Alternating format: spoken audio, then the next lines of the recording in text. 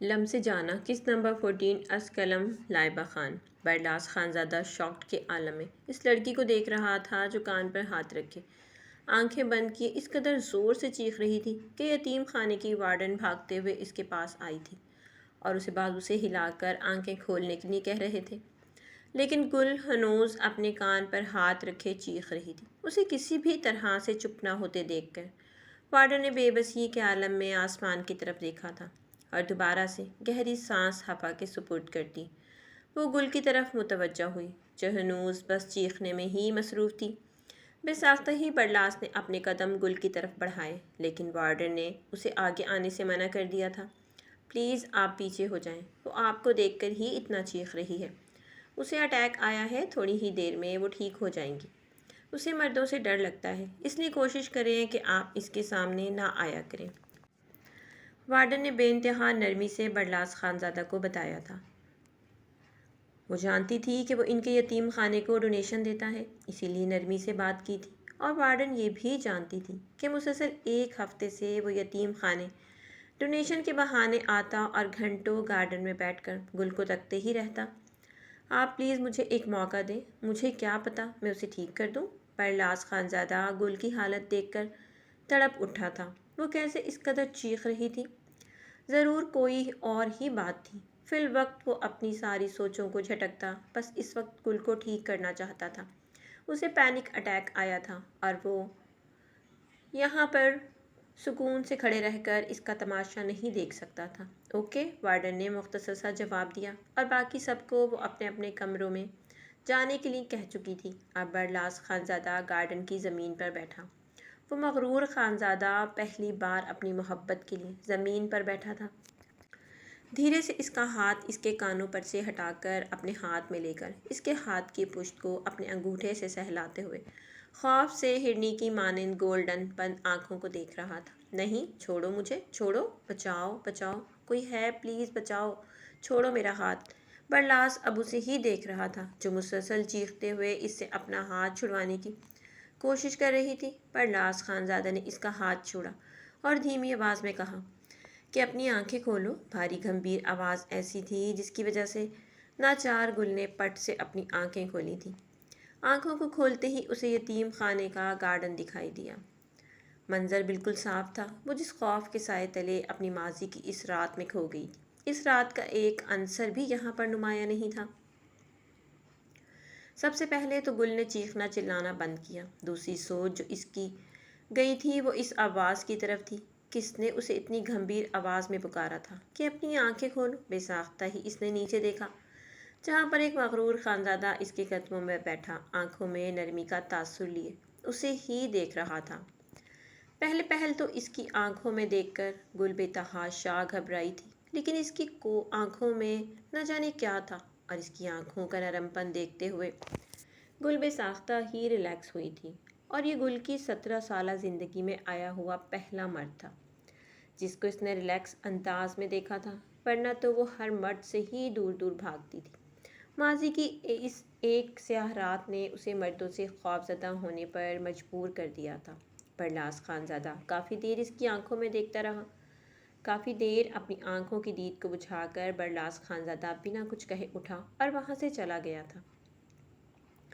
برلاس خانزادہ کے جاتے وقت قدم ڈگمگائے تھے۔ وہ بری طرح سے خوفزدہ ہو گیا تھا۔ پاس جانے پر اس لڑکی کی قیامت خیز حسن کو دیکھتے ہوئے برلاس خانزادہ کو ڈر تھا کہ اگر اس کی محبت عشق اختیار کر گئی تو پھر کیا ہوگا۔ اسے عشق کرنے سے ڈر نہیں لگتا تھا اور نہ ہی عشق کو نبھانے سے ڈر۔ ڈر تو صرف محبوب کی جدائی سے لگتا تھا۔ عشق جب محبوب کی جدائی آپ کا مقدر بن جائے تو وہ جیتے جی آپ کو اندر ہی اندر سے مار دیتی ہے۔ برلاس خانزادہ واقف تھا کہ وہ اپنے سامنے اپنے بھائی عارش خانزادہ کا حال نہیں دیکھ رہا تھا جس کے عشق میں محبوب کی جدائی آ گئی تھی اور وہ تڑپ رہا تھا، مر رہا تھا، لیکن سامنے محبوب کی سنگ دلی کو بھی برداشت کر رہا تھا۔ گل بھی مطمئن تھی اس کی زندگی میں پہلا مرد آیا تھا جس نے اسے ہوس کی نگاہوں سے نہیں دیکھا تھا، ورنہ گل کی زندگی میں تو مردوں کی بس اتنی ہی اہمیت تھی کہ مرد ہمیشہ بھیڑیے کی طرح گھات لگائے بیٹھے ہیں۔ انہیں جب سامنے والی صنف نازک سے انہیں کوئی فرق تھوڑی نہ پڑتا ہے، انہیں تو بس اپنی ہوس کی پیاس بجھانی ہوتی ہے۔ بعد میں وہ صنف نازک جیے یا مرے، ان کی طرف سے وہ پھاڑ میں جائے۔ مردوں کو فرق تھوڑی نہ پڑتا ہے۔ گہری سانس ہوا کے سپرد خارج کرتے گل نے آسمان کی طرف دیکھا تھا، جہاں پر اب ہلکا ہلکا سا اندھیرا ہونے کو آیا تھا۔ بادل نے پورے آسمان کو اپنے گھیرے میں لے لیا تھا، ایسا لگ رہا تھا جیسے اگلے ہی پل بارش ہونے کو آئی ہے۔ جلدی سے گل نے اپنی ویل چیئر کو گھسیٹنا چاہا تاکہ وہ بارش سے بچ کر اندر جا سکے، لیکن بھلا ہو وارڈن کا، جس نے بروقت آ کر اس کی ویل چیئر کو سنبھال لیا تھا، ورنہ گھسیٹنے کی وجہ سے آگے پتھر تھا جس پر گر کر اس کے سر پر چوٹ بھی آ سکتی تھی۔ وارڈن اسے لیے اندر اس کے کمرے کی طرف لے کر چل پڑی تھی۔ کیا تم سے تھوڑی دیر کے لیے بات ہو سکتی ہے؟ زریش خانزادی عرضلا خانزادی کے کمرے پر دروازے پر دستک دیتے ہوئے بولی تھی۔ زریش خانزادی نے ہاں کر کے اسے کمرے کے اندر بلایا اور بیڈ پر بیٹھتے ہوئے اسے اب سوالیہ نظروں سے دیکھ رہی تھی، جیسے کہہ رہی ہو کہو جو بات کرنی ہے، میرے لالا میں کیا برائی ہے؟ زریش خانزادی جو اپنے لالا کے چہرے کی چمک کو ہی دیکھتی تھی جو ایک دم اچانک سے بجھ گئی تھی، اب ناچار ہو کر وہ اورزلا سے بات کرنے آئی تھی۔ برائی زرم خانزادہ میں نہیں ہے، برائی تو اورزلا اور محضلا کے حالات میں چل رہی ہے۔ اورزلا نے بیڈ شیٹ پر انگلیوں سے مورے جان لکھتے ہوئے کہا تھا۔ زریش جیسے اس کے ایک ہی جملے میں لاجواب ہو گئی تھی۔ زریش نے دوبارہ سے اس لڑکی کی طرف دیکھا جو جب سے اس کی حویلی میں آئی تھی اپنی ہی خول میں خود کو بند کیے ہوئے رکھتی تھی۔ لیکن میرا لالا تمہاری بہن سے محبت کرتا ہے۔ زریش خانزادی نے بہت سوچ سمجھ کر یہ الفاظ اورزلا کے سامنے ادا کیے تھے۔ عارش خانزادہ بھی مجھ سے محبت کرتا تھا، ہنوز بیڈ پر بار بار مورے جان لکھتے ہوئے اورزلا نے اسے ایک بار پھر سے لاجواب کیا تھا۔ ضروری نہیں ہے کہ عارش لالا کی طرح میرا لالا بھی تمہاری بہن محضلا کو دھوکہ دے۔ یقین مانو میرا لالا تمہاری بہن کو دل سے چاہتا ہے اور وہ انہیں زندگی کی ہر خوشی سے روشناس کروائے گا۔ زریش خانزادی نے دوبارہ سے اپنے لالا کے حق میں بولنا شروع کیا تھا۔ سب خانزادے ایک ہی طرح کے ہوتے ہیں، میں عارش پر یا پھر تمہارے لالا زرم پر کوئی بھی انگلی نہیں اٹھا رہی اور نہ ہی میں ان کے کیریکٹر کو جج کر رہی ہوں۔ بس میرا کہنا یہی ہے کہ ابھی فی الوقت میری بہن بہت چھوٹی ہے۔ 15 سال کی عمر میں اس کا نکاح کسی 30 سالہ خانزادے سے نہیں کروانا چاہتی۔ میرے پاس یہی سب سے بڑا مدعا ہے۔ لیکن میرا لالا محبت کرتا ہے محضلا سے، اور ویسے بھی حضرت عائشہ کا نکاح جبھی تو کتنی کم عمری میں ہوا تھا ہمارے پیارے نبی حضرت محمد صلی اللہ علیہ وآلہ وسلم کے ساتھ۔ اس بار زریش خانزادی نے اورزلا خانزادی کو اپنے جواب سے لاجواب کیا تھا۔ اورزلا کافی دیر تک چپ بیٹھی رہی، اس کے پاس بولنے کے لیے کچھ بچا ہی نہیں تھا۔ واقعی میں وہ اپنے نبی کی سنت کو تو جیسے نظر انداز ہی کر بیٹھی تھی، لیکن وہ اپنی بہن پر کوئی رسک بھی نہیں لینا چاہتی تھی۔ اگر کل کو زرم بھی عارش جیسا نکلا تو اس کی زندگی تو پہلے ہی برباد ہے، ساتھ میں اس کی بہن کی زندگی بھی برباد ہو جائے گی۔ میرے پاس اس بات کا کوئی بھی جواب نہیں ہے، اورزلا خانزادی نے جھکے ہوئے سر کے ساتھ کہا۔ تو زریش خانزادی کو بھی ناچار وہاں سے اٹھنا پڑا۔ ٹھیک ہے یار، چھوڑو یہ سب باتوں کو، میں چلتی ہوں۔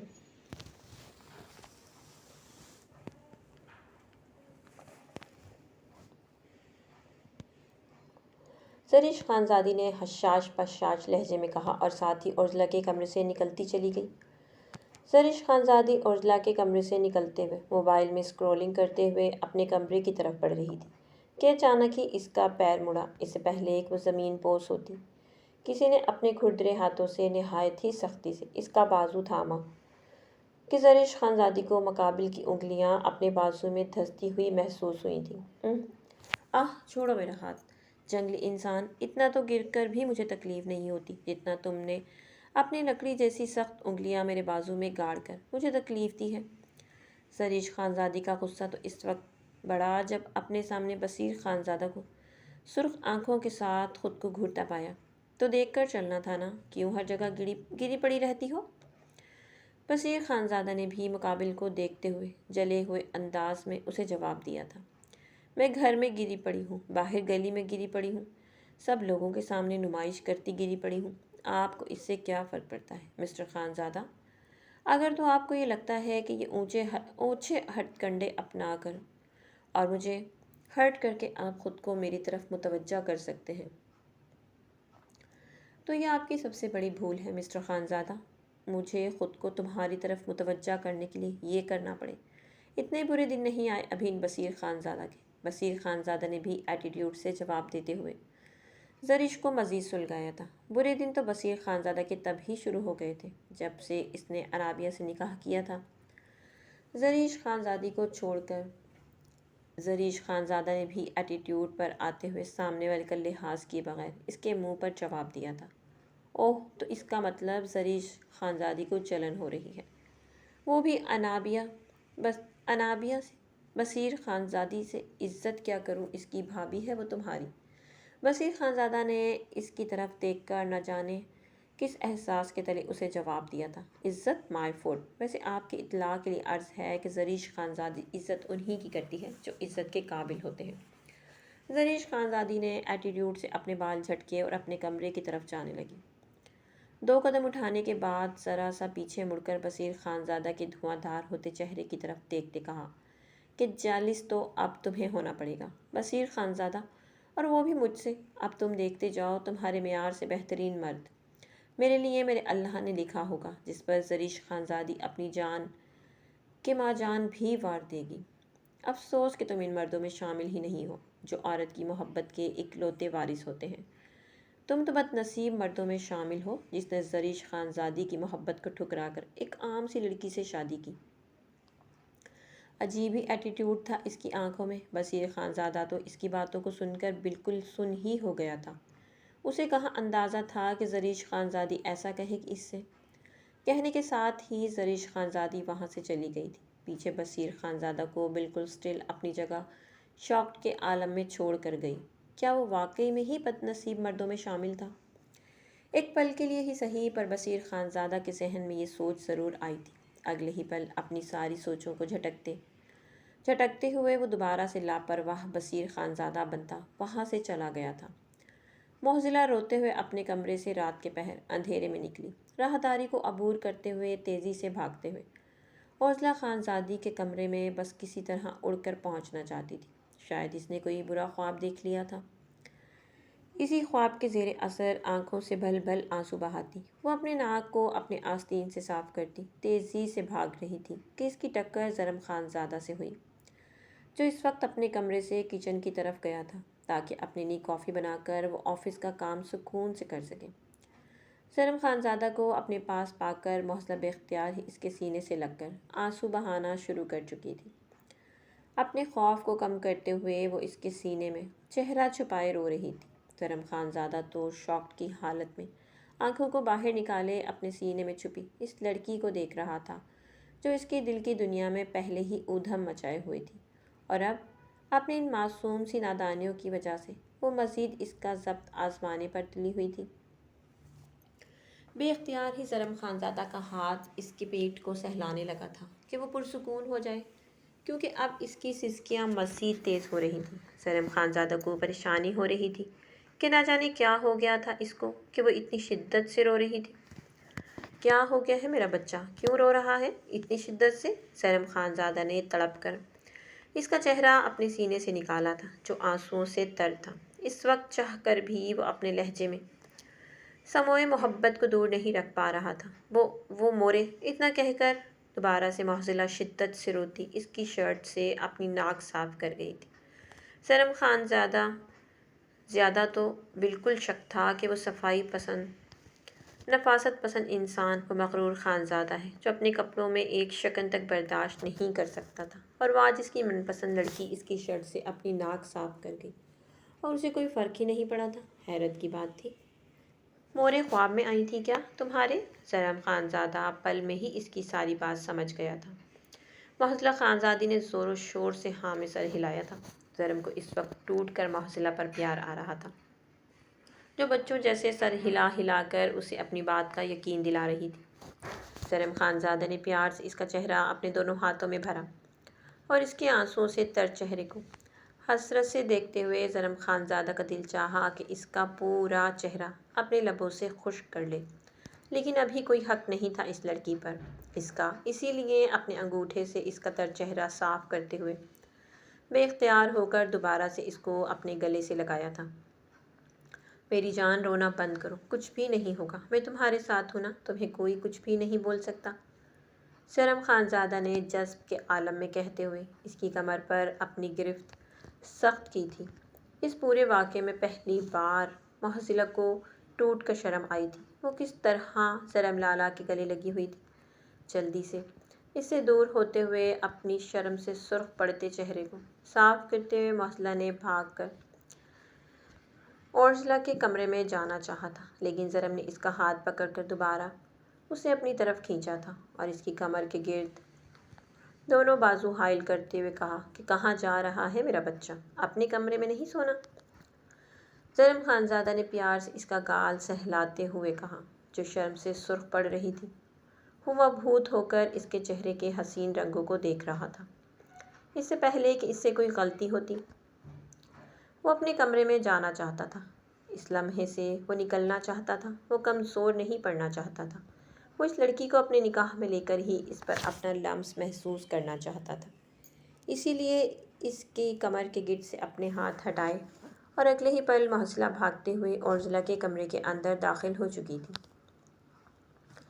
سرم خانزادہ اس کو بھاگتا ہوا دیکھ کر رہ گیا تھا، بے بسی سے بالوں میں ہاتھ پھیر کر اس کے قریب آ کر اس کے جذبات کو جگا کر وہ لڑکی بڑے ہی آرام سے اب سونے کے لیے اپنی بہن کے کمرے کے اندر جا چکی تھی۔ اس کی نیند کو برباد کر کے اسے کچھ کر کے جلد از جلد محصلہ کو اپنے نکاح میں لینا ہی تھا۔ اب مزید وہ صبر نہیں کر سکتا تھا۔ چاہے محصلہ کے لیے اسے کسی کے پیروں میں ہی کیوں نہ گرنا پڑے، وہ اپنی محبت کو اپنی باہوں میں بھر کر ہی دم بھرنا چاہتا تھا۔ مزید اب وہ اپنی زندگی یوں اکیلے تنہا پن میں نہیں گزارنا چاہتا تھا۔ ٹھک ٹھک دروازے پر دستک ہوئی تو ملیار خانزادہ نے سر اٹھا کے دروازے کی طرف دیکھا، جہاں پر اورزلا خانزادی کھڑی اندر آنے کی اجازت مانگ رہی تھی۔ آ جاؤ بہنا، وہاں پر کیوں کھڑی ہو؟ اور ویسے بھی تمہارے بھائی کا کمرہ ہے تو اندر آنے سے پہلے حق سے آیا کرو، نوک کر کے مت آیا کرو۔ ملیار خانزادہ نے اس کے سر پر ہاتھ رکھتے ہوئے اسے بیڈ پر بٹھایا تھا اور اسے کمفرٹیبل فیل کروانے کے لیے وہ خود صوفے پر بیٹھ گیا تھا۔ کہو کیا بات ہے؟ ایزی ہو جاؤ، ریلیکس ہو کر بات کرو۔ ملیار خانزادہ نے اسے شش و پنج کا شکار ہوتے دیکھا تو نرمی سے یہ کہا تھا۔ گہری سانس خارج کرتے ہوئے اورزلا خانزادی نے ملیار خانزادہ کی طرف دیکھا، جو اسے بھائیوں جیسا مان بخشنے میں ناکامیاب ہوا تھا، لیکن اس کی چھوٹی بہن محصلہ کے معاملے میں وہ اسے بھائیوں والا مان بخش گیا تھا، اور اسی وجہ سے اورزلا کا ملیار سے وہ گلہ ختم ہو گیا تھا۔ اسی لیے وہ بہت سوچ سمجھ کر ملیار خانزادہ کے پاس اپنا فیصلہ سنانے آئی تھی۔ اسے یقین تھا کہ اس فیصلے میں اس کا ساتھ ضرور دے گا۔ پہل تو ہم جب اسلام آباد میں رہتے تھے تو کمانے والا کوئی نہیں تھا، تو اسی لیے مجبوری میں مجھے اپنی پڑھائی کو بیچ میں ہی روکنا پڑا، اور کام کے سلسلے میں باہر روڈوں پر دھکے کھا کر کامیاب ہوئی تھی، تو بس اتنی کہ مجھے آرش کے شو روم میں کام مل گیا تھا۔ یہ سب کچھ آپ کو اس لیے بتا رہی ہوں کیونکہ میری پڑھائی رک گئی تھی، اور میں نے یونیورسٹی کے صرف 2 سال ہی پڑھے تھے، اور میری پڑھائی 2 سال کی رہ گئی تھی۔ اب میں چاہتی ہوں کہ میں اپنی پڑھائی آگے مکمل کرنے کے لیے یہاں سے ہاسٹل جا سکوں، اور مجھے وہاں پر مسلسل رہنا ہے محصلہ کے ساتھ۔ اورزلا خانزادی نے ایک ہی سانس میں ملیار خانزادہ کے گوش ساری بات اتار دی تھی۔ اب وہ اس کے جواب کا انتظار کرنے لگی۔ ٹھیک ہے، تمہاری بات بالکل ٹھیک ہے، میں مان لیتا ہوں، مجھے بس یونیورسٹی کا نام بتا دو تاکہ میں وہاں جا کر تمہارے لیے فارم وغیرہ لا سکوں، اور ساتھ ہی مجھے اپنی فیلڈ بھی بتاؤ۔ ملیار خانزادہ کو اس بات میں کوئی برائی نظر نہیں آئی تھی۔ اگر وہ آگے پڑھنا چاہتی تھی تو اسے روک کر وہ بالکل بھی برا نہیں بننا چاہتا تھا۔ اورزلا خانزادی نے بس ایک ہی لفظ میں اسے یونیورسٹی کا نام بتا دیا تھا۔ میں وہاں پر اسکالرشپ پر تھی، اسی لیے امید کرتی ہوں آپ کو کسی بھی پریشانی کا سامنا نہیں کرنا پڑے گا، اور میں نے جسٹ اپنا سیمسٹر فریز کروایا تھا۔ اب جب نیو سیمسٹر سٹارٹ ہونے والے ہیں تو میں چاہتی ہوں کہ اب میں اپنی پڑھائی انہی کے ساتھ بھی کنٹینیو کروں۔ ٹھیک ہے، کب جانا ہے تم نے؟ ملیار خانزادہ نے اس کی طرف دیکھتے ہوئے پوچھا تھا۔ اور محصلہ کو تم یہی چھوڑ دو، وہ اپنی پڑھائی برلاس سے کر رہی ہے۔ اب جب اس کے 9th کے پیپر سٹارٹ ہوں گے تو برلاس اسے اسلام آباد لے کر جایا کرے گا۔ آسانی سے، اسی لیے محضلہ کو تم یہیں چھوڑ دو، ملیار خانزادہ نے کہا، ساتھ ہی اسے محضلہ کو یہیں پر چھوڑنے کا مشورہ بھی دیا تھا۔ نہیں، محضلہ میرے ساتھ ہی جائے گی، ہاسٹل کا روم ہم بک کر لیں گے، وہیں پر وہ میرے ساتھ ہی رہے گی۔ میں اسے اس کی پڑھائی کروا لوں گی، وہ 2 سال وہ میرے ساتھ وہیں پر رہے گی۔ میں محضلہ کے معاملے میں کوئی رسک نہیں لینا چاہتی۔ اوزلا کا تو دل ہی دہل گیا تھا اس کا مشورہ سن کر، محضلہ کے لیے ہی تو وہ یہاں سے جانا چاہتی تھی۔ حویلی میں جس طرح سے اس کے رشتے کی باتیں چل رہی تھیں، وہ بالکل بھی نہیں چاہتی تھی کہ محضلہ کے چھوٹے سے ذہن پر کوئی بھی بات اثر کرے۔ اسی لیے تو اس نے راتوں رات یہ فیصلہ لیا تھا اور اپنی پڑھائی کو آگے کنٹینیو کرنا چاہتی تھی۔ 2 سال بعد جب وہ حویلی کی دہلیز پر قدم رکھتی تو اوزلا خانزادی کچھ بن کر حویلی کی دہلیز پر قدم رکھنا چاہتی تھی۔ ٹھیک ہے، جیسے تمہیں بہتر لگے۔ ملیار خانزادہ نے اس بات میں بھی اس کا ساتھ دیا تھا کہ کہیں اسے ایسا نہ لگے کہ وہ لوگ اسے حویلی میں قید کرنا چاہتے ہیں، یا پھر وہ لوگ ڈر رہے ہیں کہ وہ حویلی سے بھاگ رہی ہے، اسی لیے اس کی بہن کو حویلی میں بٹھا کر اسے باہر بھیجنا چاہتے تھے۔ ملیار خانزادہ نے اسے ہر بات میں کھلی اجازت دی تھی، وہ بس اپنی بہنوں پر بھروسہ کرنا چاہتا تھا، اور وہ کر بھی رہا تھا، اور وہ جانتا تھا کہ اس کی بہنیں اس کا مان کبھی بھی نہیں توڑیں گی۔ ملیار خانزادہ اٹھا اور اوزلا خانزادی کے ماتھے کو عقیدت سے چومتے ہوئے کہا تھا کہ مجھے معلوم ہے کہ تم اپنے بھائی کا مان کبھی بھی نہیں توڑو گی۔ اسی لمحے تو اوزلا خانزادی بالکل سٹل شاکڈ ہو گئی تھی۔ اتنا مان اسے پہلے بھلا کہاں ملا تھا؟ مرد کا ایسا روپ بھی وہ دیکھ سکتی تھی، اس بات سے وہ ناواقف تھی۔ اس کا بھائی اسے اتنا مان سونپ رہا تھا۔ وہ اوزلا خانزادی کی آنکھوں میں آنسو چمکے تھے۔ میں اپنی طرف سے اپنی عزت اور محضلہ کی عزت کا اپنی جان سے بڑھ کر خیال رکھوں گی، لیکن اپنے بھائی کی عزت پر کوئی بھی آنچ نہیں آنے دوں گی، اوزلا نے بھی اس کی آنکھوں میں دیکھتے ہوئے کہا تھا۔ ملیار خانزادہ اب بے حد پرسکون تھا، اس کی آنکھوں میں نیم رضامندی کو دیکھتے ہوئے۔ ملیار خانزادہ نے اس کی ناک کو ہلکا سا چھوتے ہوئے کہا تھا کہ چلو اب بس بھی کرو، میری بہنا روتے ہوئے بھی اچھی بالکل بھی نہیں لگتی، چلو اپنے بھائی سے تم ٹریٹ تو لے سکتی ہو نا، اس کے بعد تم ہاسٹل چلی جاؤ گی۔ ویسے ایک اور بات، میں ہاسٹل تم سے ملنے ضرور آیا کروں گا، اس بات کے لیے پریشان ہونے کی ضرورت نہیں ہے، اور بلا جھجک کسی بھی چیز کی ضرورت ہو، سب سے پہلے تم نے مجھے فون کرنا ہے، ورنہ میں ناراض ہو جاؤں گا۔ ملیار خانزادہ نے اسے ڈھیر ساری بوڑھی اماؤں کی طرح نصیحتیں کی تھیں، اور اس کی نصیحتوں کو سنتے ہوئے بے ساختہ ہی اوزلا کے چہرے پر مسکراہٹ نے احاطہ کیا تھا۔ اور یہ 1 مہینے اور 5 دن بعد حویلی میں اس کی پہلی مسکراہٹ تھی جو اس کے بھائی کو دیکھنا نصیب ہوئی تھی۔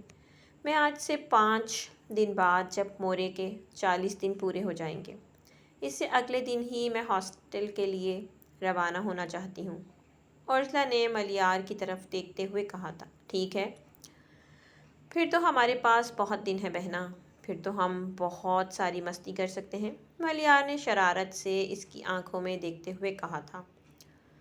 تو یہ دوسری مسکراہٹ تھی جو ملیار خانزادہ نے اپنی بہن کے چہرے پر دیکھی تھی، اور ملیار خانزادہ کو احساس ہوا تھا کہ سکون صرف محرم کی قربت میں نہیں بلکہ اپنی ماں اور بہنوں کو ہنستا مسکراتا دیکھ کر بھی سکون محسوس کیا جا سکتا ہے۔ اس وقت اس کے دل میں ڈھیروں سکون اترا تھا۔ چلو اب یہاں سے سیدھا تم چھت پر جاؤ، میں ملازمہ سے کہہ کر چائے اور پکوڑے بنواتا ہوں، ویسے بھی موسم بہت اچھا ہو رہا ہے، اور میں تب تک تمہارے پیچھے ہی آتا ہوں۔ آج ہم سب بہن بھائی چھت پر موسم کو انجوائے کریں گے، ملیار خانزادہ نے اوزلا سے کہا تھا، تو اوزلا نے بھی مسکرا کر ہاں میں سر ہلایا اور اوپر چھت کی طرف اپنا فون لے کر چلی گئی تھی۔ ملیار خانزادہ بھی اس کے پیچھے گیا، لیکن وہ پہلے ملازمہ سے چائے اور پکوڑوں کو کہہ کر اوپر گیا تھا۔ چلو تم یہاں پر بیٹھو، میں تب تک برلاس کو فون کرتا ہوں تاکہ وہ اپنے ساتھ ہماری گڑیا کو بھی اوپر لے آئے۔ ملیار نے برلاس کو فون ملا کر اسے حکم دیا کہ وہ محضلہ کے ساتھ اوپر آ جائے، اور اگلے 5 منٹ میں برلاس اور محضلہ بھی اب ان کے ساتھ چھت پر بیٹھے ہلکی پھلکی بارش کو انجوائے کر رہے تھے۔ ہائے کتنا پیارا موسم ہو رہا ہے نا آپی، محضلہ نے یہ جملہ کوئی 10 بار دہرایا تھا۔ اس جملے کو سن کر ملیار خانزادہ اوزلا خانزادی کے چہرے پر مسکراہٹ آئی تھی۔ کہ وہ کتنا ایکسائٹڈ ہو رہی ہے، لیکن دوسری طرف اب تو برلاس خانزادہ کو موقع ہی مل گیا تھا اپنی چھوٹی بہن کو تنگ کرنے کا۔ کہاں ہے؟ مجھے تو نظر نہیں آ رہا۔ برلاس خانزادہ نے حیران ہوتے ہوئے ایکٹنگ کی تھی۔ کیا نظر نہیں آ رہا آپ کو چھوٹے لالا؟ معززہ جان بوجھ کر اسے چھوٹے لالا کہتی تھی، کیونکہ وہ اس کے چھوٹے لالا بولنے پر ہمیشہ چڑچایا کرتا تھا۔ برلاس نے اسے کہیں بار کہا تھا کہ وہ صرف اسے لالا ہی کہے، لیکن نہیں، معززہ کو تو اسے تنگ کرنا تھا، اس لیے چھوٹے لالا کہتی تھی۔ سوکھی لکڑی، ذرا ریکنگ سے پیچھے ہو جاؤ، ایسا نہ ہو تیز ہوا آئے اور وہ تمہیں اڑا کر لے جائے۔ برلاس نے بھی اسے پورا تنگ کیا تھا اور اس سے اپنا بدلہ لیا تھا۔ اس نے سیدھا معززہ کی چھوئی موئی ہونے پر اٹیک کیا تھا۔ لالا صدمے سے معززہ کی آواز اتنی تیز نکلی تھی کہ بے ساختہ ہی برلاس کا قہقہ ہوا میں گونجا تھا، اور اس کے قہقہے کو دیکھتے ہوئے اورزلا اور ملیار نے بھی اپنی مسکراہٹ دبائی تھی۔ تو میرے پیارے ریڈرز، امید کرتی ہوں کہانی آپ کو اچھی لگی ہوگی۔ اگر کہانی آپ کو اچھی لگی تو کمنٹ باکس میں اپنی قیمتی رائے کا اظہار ضرور کیجیے گا۔ ملتے ہیں نیکسٹ کہانی کے ساتھ، تب تک کے لیے اللہ حافظ۔